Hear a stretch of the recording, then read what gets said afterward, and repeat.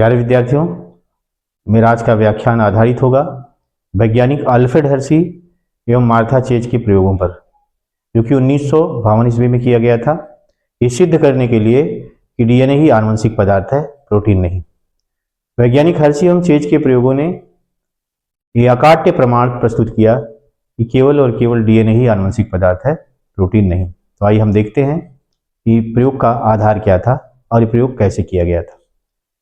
ये सिद्ध करने के लिए कि डीएनए ही आनुवंशिक पदार्थ है, वैज्ञानिक हर्शी एवं मार्था चेज ने डीएनए और प्रोटीन में पाई जाने वाली एक विशेषता को आधार बनाया।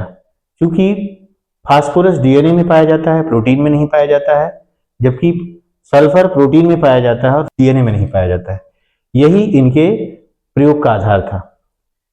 इसी को आधार बनाते हुए वैज्ञानिक हर्शी एवं चेज ने T2 बैक्टीरियोफेज वायरस की एक स्ट्रेन को सबसे पहले सल्फर रिच मीडियम, जिसमें कि सल्फर 35 था, में फीड कराया, जिसके कारण ये सल्फर 35 इनके प्रोटीन के खोल में व्यवस्थित हो गया और एक लेबल के रूप में अंकित हो गया। इसी तरह से जब इन्होंने इस बैक्टीरियोफेज को रेडियोएक्टिव फास्फोरस P32 युक्त मीडियम में फीड कराया, तो ये फास्फोरस 32 इनके डीएनए में जाकर के समाहित हो गया और रेडियोएक्टिव लेबलिंग के रूप में अंकित हो गया।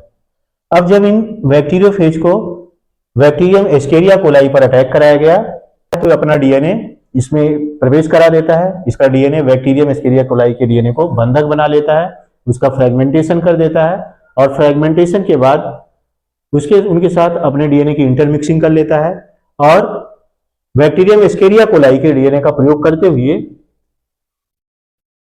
उसकी प्रोटीन सिंथेसाइजिंग मशीनरी का उपयोग करते हुए अपने नए वायरसेस तैयार कर लेता है।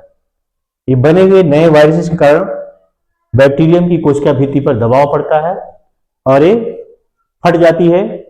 फट करके विषाणुओं को मुक्त कर देती है।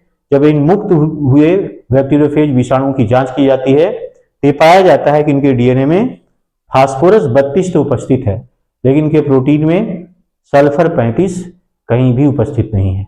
क्योंकि फास्फोरस 32 डीएनए के थ्रू अगली पीढ़ी में ट्रांसफर हुआ था, जिससे सिद्ध हो गया कि डीएनए ही आनुवंशिक पदार्थ है। क्योंकि सल्फर 35 अगली पीढ़ी में ट्रांसफर नहीं हुआ, जिसके सिद्ध हो गया कि प्रोटीन आनुवंशिक पदार्थ नहीं है।